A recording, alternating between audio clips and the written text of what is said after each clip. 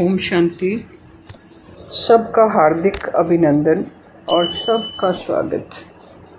अमृत वेला की शुभ घड़ी में सूर्यवंशी पाठशाला का असली मुख्य उद्देश्य ये है कि नाद से बोध तक की यात्रा की जाए।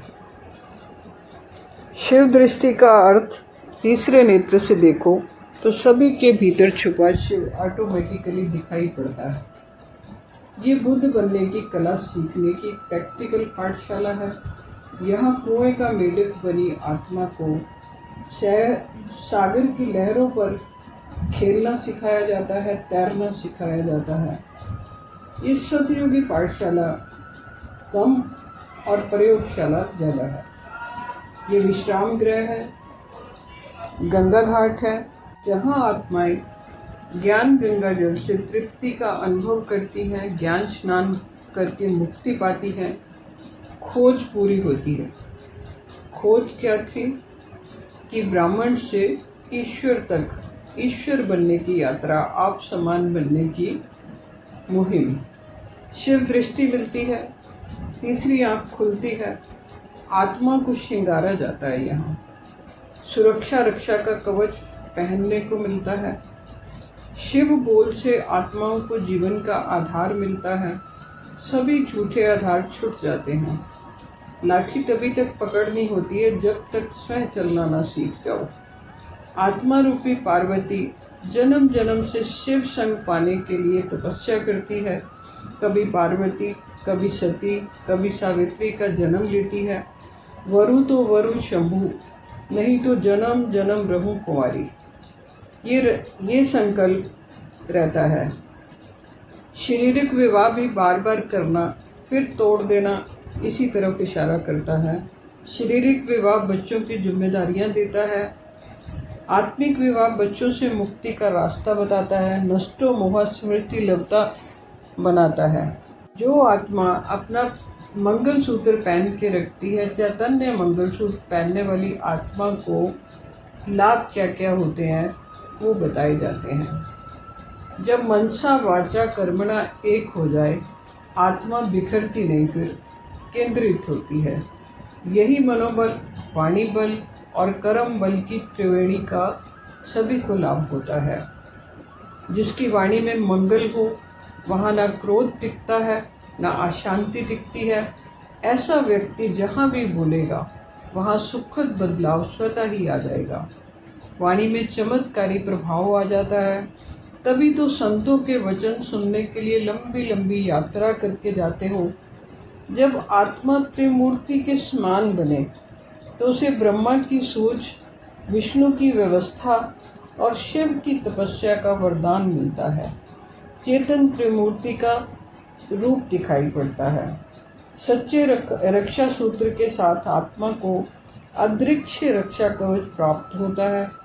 कोई भी नेगेटिव ऊर्जा उसको छू नहीं सकती। नेगेटिव एनर्जी बनते ही पॉजिटिव एनर्जी में कन्वर्ट हो जाती है। जैसे कार्बन डाइऑक्साइड ऑक्सीजन बन जाती है। जो आत्मा मंगल सूत्र रूपी चैतन्य भाव में रहती है, उसके सभी रिश्ते सहज, मधुर और सहयोगी हो जाते हैं। वहाँ संघर्ष नहीं, समझदारी बढ़ती है। सभी संबंधों में ताजगी, पवित्रता, दिव्यता आने लग जाती है। आत्मा को बार बार याद आता है कि मैं कौन हूँ, क्या कर रही हूँ और क्यों कर रही हूँ। ये जागृति जीवन में श्रेष्ठ दिशा देती है। स्वयं के धर्म की याद, त्रिसूत्रीय धागे में बंधी सूर्यवंशी आत्मा हूँ। स्वयं का धर्म हमेशा याद रहता है।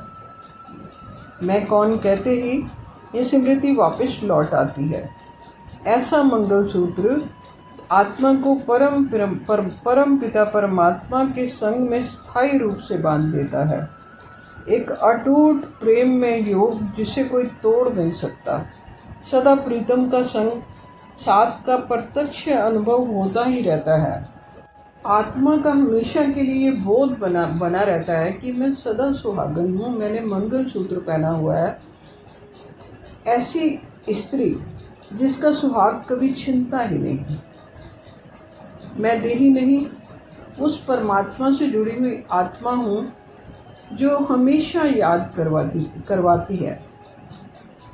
परमपति चेतन है। जब आत्मा परमपति से जुड़ती है तभी उसे सदा सुहागन का वरदान मिलता है। जिसके गले में बाहरी मंगलसूत्र पर आत्मा में परमात्मा की स्मृति का सूत्र हो, वही सच्ची सच्ची सुहागन है। याद के सूत्र से जुड़े रहना। मंगलसूत्र गले का नहीं, चेतना का बंधन है। ये रस्म नहीं, याद की डोरी है। ये पत्नी को पति को याद नहीं कराना पड़ता। जिसका सुहाग शरीर से जुड़ा और वह विधवा बन गई, और जिसका सुहाग परमात्मा से जुड़ जाता है वो सदा सुहागन बनती है, सदा मंगलसूत्र पहने हुए होती है। और ये एक जन्म का साथ नहीं, जन्मों जन्मों का साथ फिर बना ही रहता है।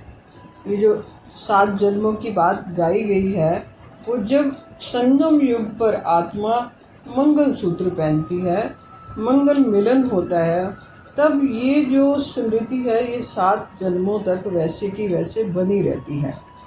पति शरीर छोड़ सकता है, पर परम पति शरीर नहीं छोड़ता, क्योंकि उसके पास शरीर ही नहीं है। वो अविनाशी तत्व है, अंत तक शरीर का साथ निभाता है।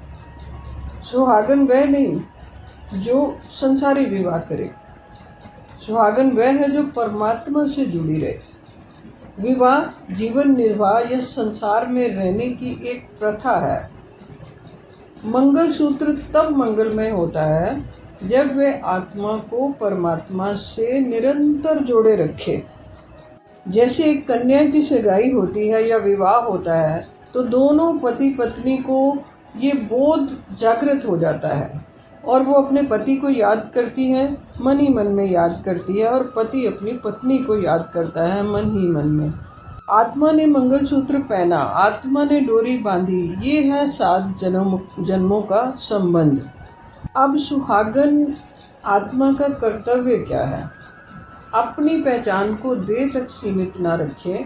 आत्मा का सच्चा पति परमात्मा है, आत्मा क्षमा है, परमात्मा परवाना है। आत्मा सजनी है, परमात्मा साजन है।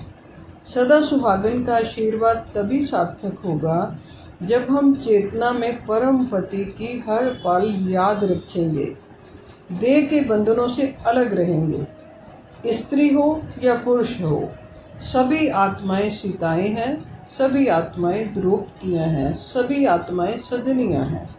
सभी को परमात्मा से योग सूत्र बांधना है। ये मूल मंत्र है, ये मूल विधि है।